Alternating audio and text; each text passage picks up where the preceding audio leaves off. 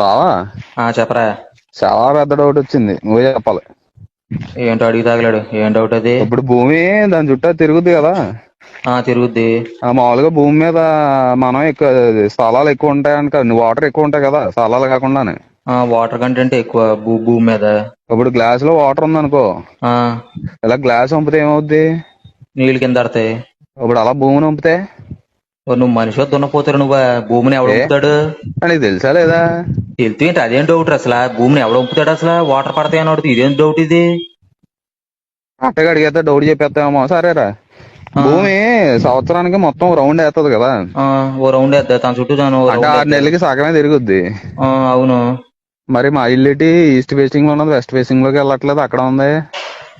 ఊరి ఏం పనికి మళ్ళీ డౌట్లు అసలు నాకు అర్థం కావట్లేదా? ఎలాగైనా ఎడ్యుకేషన్ సిస్టమ్ అప్డేట్ అవ్వాలి బావా, జాబ్లు ఎందుకు రావట్లేదు.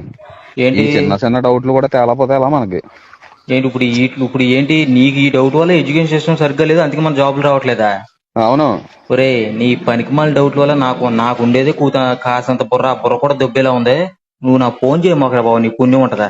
ఏం డౌట్ డౌట్? గూగుల్ చేసానని చెప్పు నాకు. నువ్వు అసలు ఫోన్ పెట్టిన అసలు ఫోన్ చేయమా.